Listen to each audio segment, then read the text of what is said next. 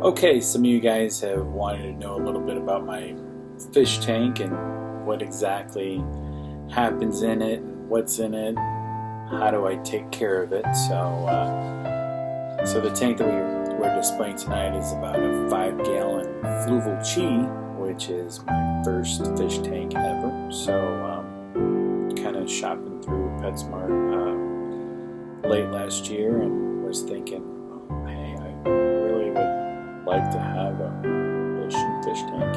Might be a good hobby. Little did I know that the nano tanks are a lot more sensitive, so to speak, concerning like algae and bacteria and what they call ick, which is the typical common cold for a human, but it's for fish it can be fin rot, scales falling off, stuff like that. So I've kind of cycled it through at least one fish because of ick, but got a fan-tailed fancy goldfish right now, and he seems to be doing pretty good right now. He's nibbling on some frozen broccoli that I threw in there last night. It was nice and little florets on top and stuff like that. He's seemed to have plowed through them pretty quick. I have a little skewer. I don't skewer my fish, but rather than sticking your hand in there, which is not the best, and he obviously doesn't really care that I'm in there right now. He's pretty used to me kind of poking around, so he'll back up and be like, "What are you doing?" But okay, there's my broccoli. He's probably gonna eat it off the stick too, so who knows? There he goes. Look at that. He is such a mooch. Okay, so I'll set him back down. Put the broccoli back in there. So that's one thing that goldfish such as this one, the fancy-tailed goldfish, is a hybrid between a carp and a goldfish. I don't know how exactly that happened, but so other things that somebody was asking, or topic of the discussion on Facebook was about algae in the tank. There's really never been too much of a concern with my tank. I keep it out of direct sunlight, and with the fancy-tailed goldfish, I can keep the tank pretty cold. Right now, I think you could probably see it right back here is a thermometer. I keep it, what is it right now? It's like 50 degrees or so, like that. So it's not too bad, but it's definitely not prime breeding ground for algae. Plus, I do have a few algae tablets I throw in there now and then to fight any kind of algae growth. Let's see, what else do I have in here? A couple of what I call them fluffies. They're moss balls. But my fancy-tailed goldfish decides to think that he can chew huge chunks out of them. So that thing right there is not necessarily a dimple as much as that he's eaten out of them.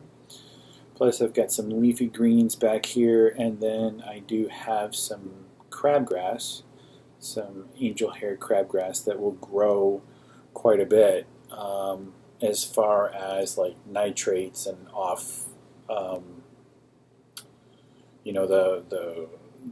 the bio waste from the fish itself falls to the bottom and deteriorates and feeds the plants, causes the growth, causes the oxygen, and that's a story for pH level and all that kind of stuff for a different video, which I'm pretty sure most of you would be like.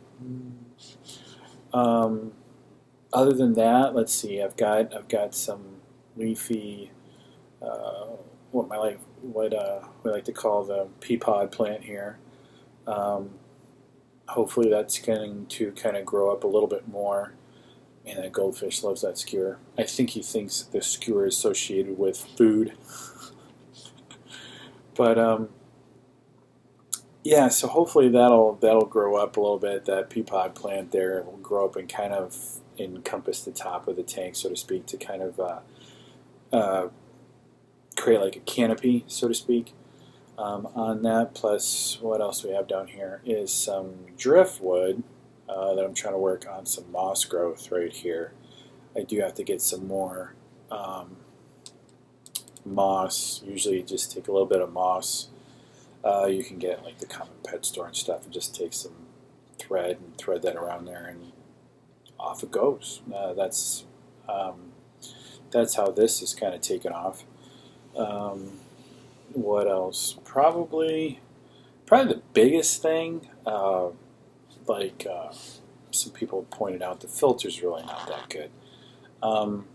This tank was never meant for this kind of activity. I know I'm definitely pushing the envelope on the filtration on this tank. So what I've actually done was Top Fin makes a really inexpensive. I think it was like $12. Huge charcoal filtration system. I don't think you can really see it. Maybe I can turn the computer. Maybe it's actually. Let's see. It's right in. Let's see if I can pick it up on the camera. It's like right back here in the corner here, and so pretty much it circulates a lot of the water. But it also clarifies and causes the stink to cut back quite a bit because my tank was turning brown really quickly. Main reason because I put a big non-treated piece of driftwood in there and turned everything brown, which really wasn't that bad besides bugging the bejeebies out of me that it was brown and not a clear tank. Other than that, probably the things that you can see right now is that little like fly looking thing right there is a ghost shrimp. He floats around. My goldfish thinks everything's food, so he's such a mooch. That thing is the biggest panhandler of food I've ever seen. But if you do it right, he'll follow your finger too.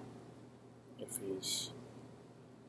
obviously he's being a snob right now, but yeah, I mean, like right there, I've got a tetra floating around, and I've got two very large shrimp in here too. And then, as most of you know, I do have a panther crab in there, which is freshwater, and he never comes out. Usually, that would have to be a different video because I would have to do a shakedown. He's right back here in this tiki hut, and he's the closest thing to the most ferocious thing that you've ever seen. But he's like cousin to the hermit crab. So, I mean, even though he looks big and tough, you shake him out and off he goes. I mean, he's right back in the tiki hut. If I have a bathroom break in the middle of the night, I'll get him, come out and take the flashlight. He'll be out, and then all of a sudden he's like gone. So, yeah, he's really cool. I did have a blue lobster or a crayfish, if you may, but he ate quite a bit of my stuff. So he ate two of my dwarf frogs, or at least caused enough damage to cause death. He was attached to one of my goldfish at the time. So yeah, she never made it. This guy did.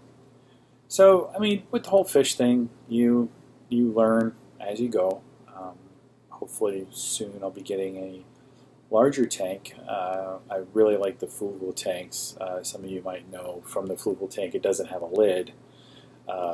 This Chi does not have a lid, so like some of you might have joked, on a full moon the fish will try to jump out, which a couple of my sucker fish has jumped out, a couple of shrimp have jumped out, so on and so forth. We won't go into too many of those details of what's jumped and what stayed behind. Obviously, we do know what's still in the tank, so that's always good.